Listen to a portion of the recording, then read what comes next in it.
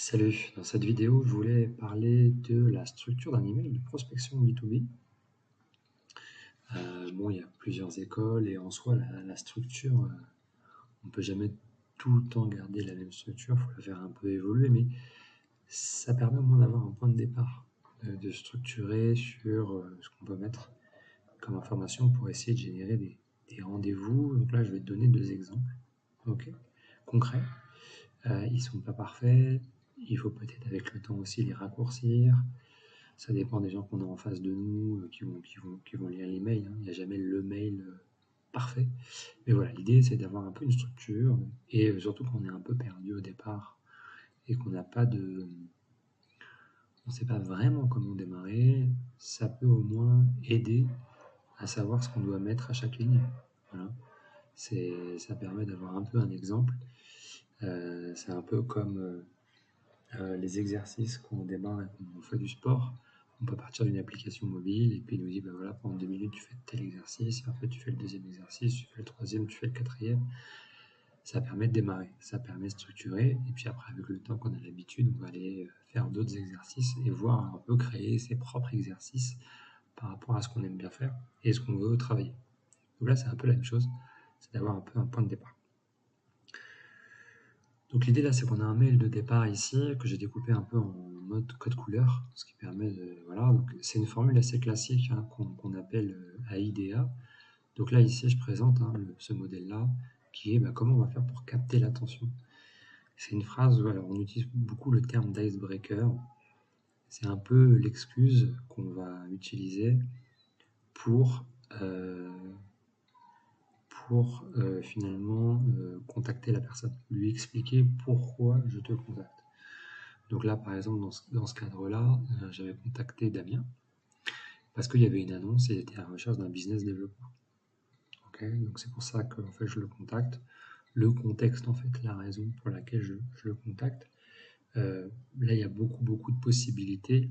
Je mettrai d'ailleurs en description de cette vidéo un lien, parce que je suis en train de référencer en fait toutes les excuses entre guillemets ou toutes les voilà le contexte qu'on peut utiliser pour finalement aller parler à quelqu'un.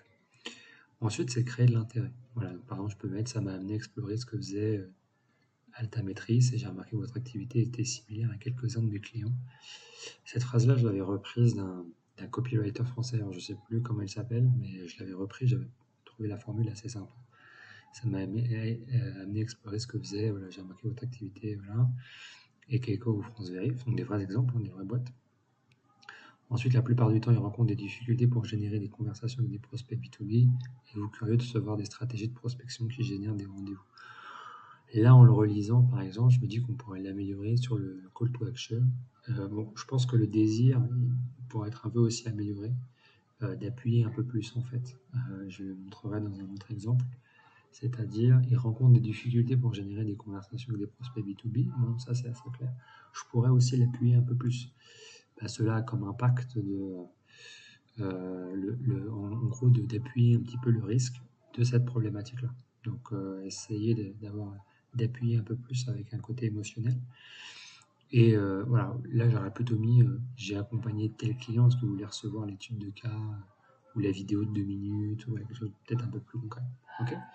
Donc là c'est formule classique. Voilà. Je vais vous donner un autre exemple ici. Voilà. Un autre exemple d'un email pour générer des rendez-vous, on va dire un peu plus en phase avec ce qu'on peut faire aujourd'hui. Donc là, je vais le faire un peu au fur et à mesure. Voilà, comme ça va permettre de. Donc on a un objet de mail ici, donc démarrage avec une approche personnalisée.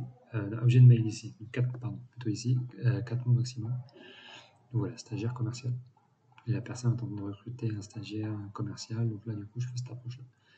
Démarre avec une approche personnalisée, donc bonjour, prénom, ok. Et ici, donc je suis tombé sur votre annonce et j'ai vu que vous utilisez CRM Pipedrive. Donc là, on est encore un peu plus pointu. On est toujours sur du recrutement.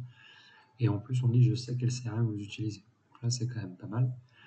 Sur le fait que, ok, en gros, la personne sait que. En fait, on a pris vraiment le temps de lire son annonce, quoi. Ce qui n'est pas totalement le cas, il y a une grosse partie qui est automatisable, mais je ne vais pas rentrer dans cette partie-là pour le moment. Ensuite, une chose m'a interpellé dans votre annonce, l'utilisation de ces navigateurs.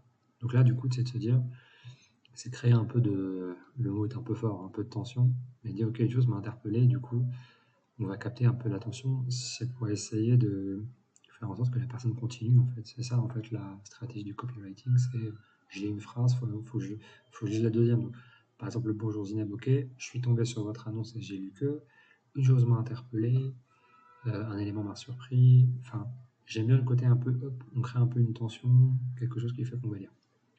L'utilisation de ces navigateurs. Là, c'est suffisamment vague, l'utilisation de ces navigateurs, pour vouloir lire la suite en fait. De la phrase, même si on lit tous en diagonale. Hein. On sait qu'on lit un mail, on ne lit pas le mot par mot, mais voilà, il faut quand même des éléments.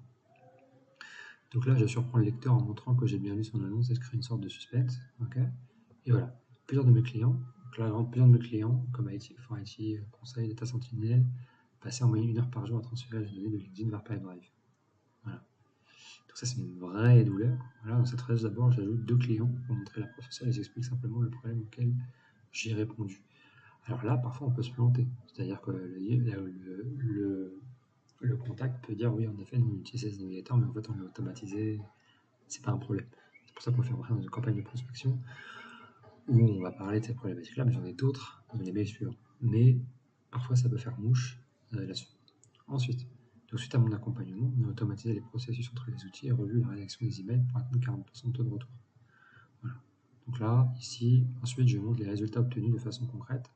Avec un chiffre, tu dois aussi avoir une étude de cas pour prouver ces résultats au moment du rendez-vous avec le prospect. Voilà. Ou alors lui envoyer en disant ok, je vais bien le recevoir.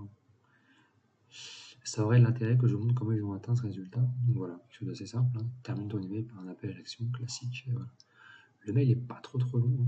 Hein. Voilà, il est plutôt correct, cordialement. Et là, ça c'est le petit plus, c'est le PS. On en parle beaucoup aujourd'hui. Voilà, l'automatisation pourra vous permettre de vous libérer du temps. Si je peux vous éviter de terminer à minuit à l'avenir, oui, j'ai lu votre dernière post LinkedIn. Voilà. Donc là, il y a un côté un peu sympa. Sur une actualité, sur un post LinkedIn et tout ça, ça aussi, on va dire, en partie l'automatiser. Et voilà. Et donc ça fait un mail, et donc ça fait un rendez-vous. Et ça en fait un client derrière. Voilà. Donc qu'est-ce qu'il faut retenir en fait des mails? D'abord, il faut réfléchir sur ces approches. Quand on fait des approches aujourd'hui avec mes clients, j'ai toujours plusieurs approches, plusieurs excuses.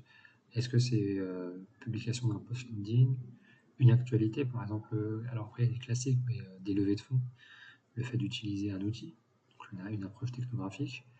Donc voilà, donc on va tester plusieurs approches sur la même cible, mais on va segmenter par plusieurs approches pour voir celle qui fonctionne le mieux. Voilà, ça c'est la première chose. Et ensuite, ce qui est hyper important, là je suis parti d'une problématique, c'est-à-dire la problématique de ne pas avoir automatisé l'extraction de ces navigators dans le CRM. Ça c'est une problématique, mais ce qu'on va faire en général, c'est déterminer 3 value propositions, donc 3 problématiques principales qu'on va utiliser dans une campagne de prospection. En général, on fera 3 mails. Et chaque mail va refléter une problématique précise. On va intégrer de l'émotion, en gros en partant de ce format d'email-là, pour essayer toujours d'appuyer sur des problématiques vraiment importantes. Voilà. Mais des fois, on peut se planter.